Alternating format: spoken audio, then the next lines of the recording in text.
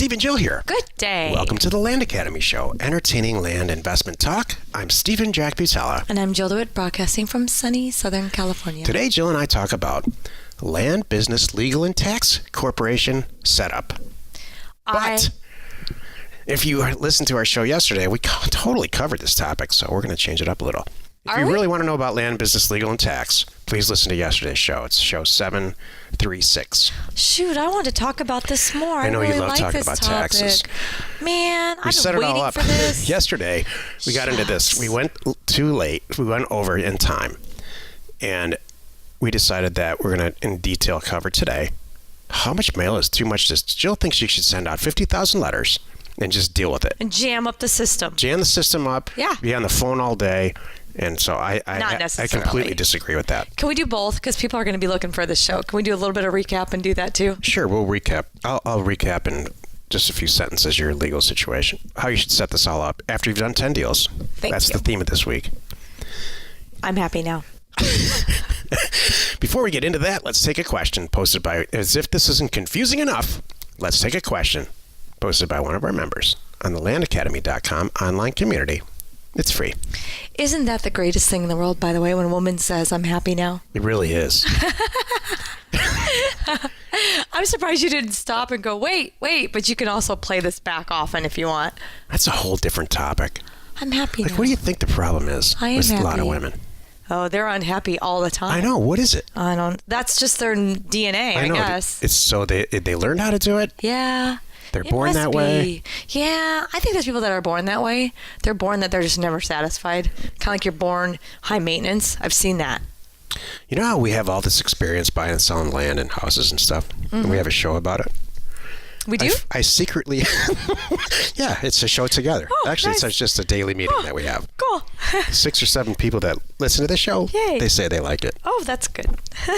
I feel I'm qualified from a child rearing standpoint to really assess the situation. And so when I'm walking around in public, I see little kids, and I can tell. Which is that kid's going to be a mess. Oh, totally. That kid's going to do great. That kid might be president. I watch it with my brother because he's got all girls. And it's the funniest thing on the planet because I'll never forget when number 2 was like 2. And all I could think of was, I can't wait until this kid, my niece, asks for the car keys at 16 because at 2, I can see the conversation and it's going to be awful. Yep. You know, some kids are real little. They sit in a stroller and they're just down in the dumps. Yeah. And some kids are sitting in the stroller laughing and looking around. That's how they are their whole life. Happy-go-lucky. They don't really care. They don't change. Everything just rolls off their backs. You take something away, you hand them another one, they're like, okay, this is even better. Yeah. Yeah, but They some just have a kids, good attitude. you take one away, they don't care what you hand them. They want that back. Yep. And it's a disaster. Oh, I hope the people who written books about this. I think there's a few. Are there books like, I've never read any of these books, like this is what you really need to know before you choose to have children? I haven't read any of those books because by the time I got those books in my hands, it was too late. There's babies in your hand? Yeah. It's just too late. You know what? That's what's so funny. There should be instead of what to expect when you're expecting, it should be what to think about before you go there. Or what are you thinking? Yeah, exactly. What are you expecting? Because whatever it is, it's not what's going to happen. Yeah. Should open it. The page 1 should say, well, it's too late now. Right, and the rest of the book is blank for notes. Yeah, exactly. That's good. Okay, back to our question. Aaron asks, I know Steve is not a fan of negotiating price. That's an understatement. Aaron's obviously one of our 6 listeners. The offers are the price. Send enough mail to qualify leads and you'll get plenty at your price. In my county, that hasn't worked so far. At least at $500. There might be something there. Someone recently came to me saying that they sell their 5 acres for $5,000. Lower end comps suggest selling price of far more than $1,000 an acre, at least double, if not more. But this particular property's assessed value is $5,500. I know assessed value is absolutely not market value. Good. But has anyone had any issues selling property at significantly more than its assessed value? No. I feel like that could be an issue when trying to sell to a buyer. They seem them seeing an assessed value of approximately half of what they're paying. It's not at all. If I can't sell for more than the assessed value, and ideally at least double the assessed value, then I can't buy the property. Anyone have any experience selling for significantly more than assessed value? I have a lot of experience doing it, and it works. Me too. Should we keep going on? Answer this? Yeah, keep going. Please hear me if you're in our group and you're listening to this show. $500 for a 5-acre property is dead. That happened in the 90s, and hopefully you're sitting around saying, "What are you talking about? I just bought a property for $500." And I hope that's the case. But I'm telling you, the most successful people in our group are getting very creative about where they buy real estate, and they're looking at attributes and features and things like that, and justifying why it's so why the property's fantastic and why the price is fantastic compared to the other stuff in the market. So buying it rock bottom scrape in the bottom cheap and then selling it for twice or 3 times what you paid is not how you're going to accumulate a tremendous amount of wealth. Buying it so the deal you just described here is perfect. 5 acres for $5,000. Comps suggest way more than the actual price, at least double or more. That's how you start to accumulate some wealth. We have tons of members that just do 10, 15 deals a year, and they make $10,000 or $20,000 a deal, and then they go about their life. That's a lot.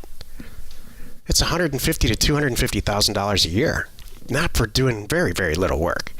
So, and that's where the real dough is. The $500 an acre thing, just so everyone knows, came from an example that I used all the way through Land Academy 1.0, the cash flow from land program. And so in 2.0, which I haven't released yet, I'm recording right now, I really go into this topic in detail, and it's very important. I think, yes, I was going to say too, I think Aaron just came in too hot, and came in too low, and that's why when you're saying it didn't work in that county, well, that's why you get a little more creative, like you're saying, Stephen, and really look at the comps.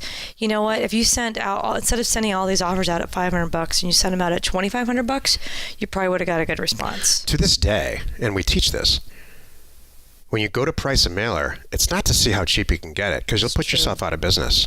It's true. The whole point here is to take a look at what's available, what's for sale. This is land now. It has nothing to do with houses.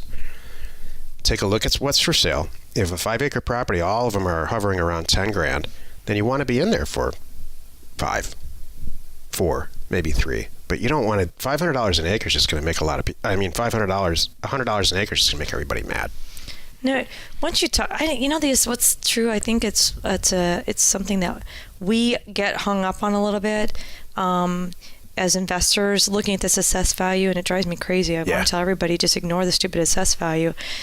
Because it's behind, B, it's not accurate. If you're lucky, in a perfect world, we all want our assessed value to be a third or less of what our home is really worth, don't you? Because then you're going to pay less taxes on it. When you put on an addition, are you going to run down to the assessor's office and say, "Oh, you need to up my assessed value because I just put an addition on and I threw a pool in there"? No, you're not going to do that. If you do that, film it. Oh my gosh. That's the last thing. So if it ever comes up with your buyers or your sellers, once you explain that, they go, "Oh yeah, you're right. Duh. I want to keep my assessed value right." You want to be under the radar on the assessed value. The market value is really what this is all about. Yeah, and if you pull a tax roll and it says market value on that, because almost everybody does that now, every county, just throw it away. Right. It's not work. You have to do your own work, or the pricing won't work. Exactly. By the way, everybody at the county's on your side. Everybody thinks when you walk into the county, it's like walking into the police station where they're everybody in the county wants you to pay. Pin something on you. Everyone in the county wants you to pay as little taxes. You need to confess to this. No. They want you to pay as little amount of taxes as you possibly can. They really are truly on your side. That's been my experience, like 99% of the time.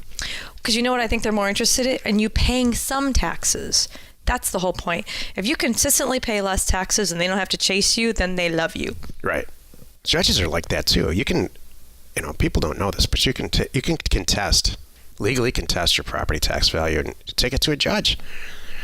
And they'll almost always rule in favor of you reducing your taxes. Mm-hmm. Today's topic, well, it used to be land, business, legal, and tax corporate setup, which we really extensively covered yesterday in episode 736 based on the question. So this is the meat of the show. I'm going to cover it in a few sentences here, and then we're going to talk about, should you send out a pile of mail? I mean, tens of thousands of letters all at once and just quote unquote deal with it like Jill thinks you should do? Or should you methodically eke it out and be smart about it? I think there's a sweet spot, so we'll talk about that. Yesterday, a very bright member of ours said, all right, great, I've done 10 deals. What do I do now from a legal and tax and a corporate setup standpoint? This is my suggestion, and please don't overthink this. Number one, it's going to change. Every year it's probably going to change. So you don't just set it all up and it's over. Pick a state. I'm going to suggest Nevada, where there's no state taxes. Get an LLC. Research how you want to set the whole thing up and start putting property in that LLC, buying and selling it. Make sure you have the right accountant. Jill yesterday said very clearly, you're going to outgrow your accountant just like you outgrow your children and everything else in your life. Hopefully not your spouse. You know, as much of us hate it, we have to get, a better card when it wears out. It's the same situation. So you want to start really thinking about this stuff after those 10 deals. And Jill, rightfully so, yesterday said, you may not, after your 10th deal, you might think this is just for the birds. Mm-hmm. This whole business is for the birds. I don't know why, maybe you don't like making money. Right. So, all kidding aside, we really did cover this in a tremendous amount of detail yesterday. So today's real topic is, should you send out tons and tons of mail, 50,000 mailers all at once, and just deal with it and try to get all those deals done? Or should you just send out 2,400, 3,000, 10,000 a week? I mean both, but I just don't want, I want just to find the sweet spot. So that's what I wanted to talk about with you. There's a point where you're babying yourself and you're only upping 100 mailers a month. 100 is silly. That's my point. Okay. And I've seen this. This is why I want to talk about this. You should never send out 100 mailers. Let me tell you why. Never. I happen to run more closely than you because of the operations. I'm on the operations side of this. Offers to Owners, our direct mail company. For anyone who doesn't know what Offers to Owners is, it's a company where you can go and upload your data set, upload your mail document, your Word document, of your template. We merge it for you and we put it in the mail the same day. It rocks. What is interesting is I see people doing it right and I see people doing it wrong. I see people sending out, I'm like, 300 mailers. I'm like, well, what is that going to do? That it's much better to save it up and you want to do a minimum of 1,500 units at a time, gauge it, and then... That's a minimum. And then up your game depending on what you can handle. So maybe 1,500 mailers, maybe you can handle 2,000 mailers. And as you get this going, you should be into a system. 2,000 mailers, maybe it's once a month. Okay, now 2,000 mailers every other week. Ooh, maybe now it's 2,000 mailers every week. You should be pushing yourself and not turning it on, turning it off, turn it on, turn it off, especially because you're now over 10 deals. You understand this. And I want everyone to push themselves a little bit more than they are, because you guys got this. And I want just get over it. When the money, because the more you push yourself, the more money you're going to make. You can afford some extra help, and that's what's going to push you ahead. So that's my argument. I don't really want to go bananas. So the girl for me. Oh, thank you. I mean it. Do you know what's funny about this? I know in my heart you have done this with me on other things, and that's where I'm getting a lot of this from. You have pushed me. You have, in a very healthy way, Stephen. I may not have said it at the time, but you have pushed me and said, knock it off. And the phone's going to ring. Hold on to your hat. I'm like, all right, here it comes. So that's my speech. I mean, what Jill described to do is exactly what you should do. Exactly. You never want to send a 200 or 300 unit mailer out, and you do not want to send out a 50,000 unit mailer at once. I'm telling you right now, not even our level. I mean, here's what happened. I just got done with this 28,000 unit mailer, and I broke it all up into 2 weeks. 2 months. So it goes out every Wednesday. So I process all the data in the mail and all that stuff in the same time we're going to eke it out. And it's for a very, very specialized product type. And because I really believe that we're going to get a massive return, how and why we're doing this. But here's the kicker. Here's the issue. It's not so much that you can't handle the acquisition volume. Handling acquisitions is not that hard. And if you have to, you can sub it out to escrow people. And there's a lot of ways you can put people off the acquisition. You can put the deal off and say, I'm happy to do it in 2 weeks. We're swamped right now. That's fine. You can't post property and get it, properly sell it. It gets jammed up there for us. Unless you have an automated sales process. And that one thing yields how much mail we send out. Jill and I are at a point in our career where we don't have issues selling anything. Almost 90% of the time, it's pre-sold before we even buy it. I can look at it and spend 5 seconds in Parcel Fact and say, this is going to sell the first 10 minutes we post it on the online, or I know exactly who's going to buy it already. So work it backwards, just like everything else. Mm-hmm. Well, in an effort, I have a question. This is a good topic, even though we're totally off topic. But no, we're not. Okay, thank you. I don't think. In an effort to automate, because we've all done over 10 deals here on this show, in an effort to automate now, is it easier for you? I think this is the new way to do things, like what you just did. Pull a bunch of data at once instead of sitting down once a month and assessing your counties at this point and assessing. No, seriously. I know.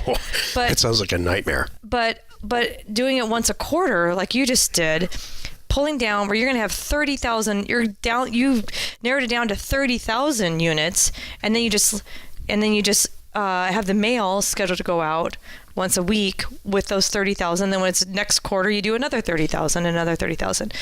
I love it. That's the best way. I know we're kind of dipping into next week's topic, which is for people who've done over 100 deals. Yeah, that's okay though. Okay. This is actually worth spending time and talking about because a lot of thought goes into this. There are some people that do really well with chaos. I'm 100% really? serious. Yeah. Oh, okay. Wait. Hold on a second. Okay. Just let me describe this. There are some people where the phone just never stops ringing. And every single time they turn around, it's some kind of validation thing that goes on in their head that somebody's calling them to say, I want to sell you the property, or I want to buy it. And they just love it. Like a call center. Their house is a call center. I'm not one of those people. I want to wrap it up. I'm the kind of person who, if 20 calls come in, we know we're going to close 10 deals, or whatever the numbers end up being. Each deal you're going to make 10 grand on. I know I'm sitting on 100 grand. Let's go to work. That's how I operate. And I think I don't think that's the rule. I think it's the exception. Yeah, I don't operate that way. Now I hear what you're saying. I'm the chaos person, I guess. I think you're far from chaos, but I do think that you really get a lot of juice out of closing deals. And I used to be like that. I used to be like, oh, this validates this business model. But I'm so, that's what happens when you get older. It's like, oh, I validated it. Now I'm going to be smart about it, because I want to make $5 million this year selling land, right, and $12 million selling houses, and $14 million doing mobiles, which is really the stuff I look at all the time. Hold, please. So who's to say that you're not a little bit chaotic? You just do it a little bit differently. I shifted the chaos to your staff is what happened. Oh, yeah, thanks a lot. And we love you for that. So hold on a moment. So let me back up here. So as the operations person, I see what's going on. It's a little bit of both.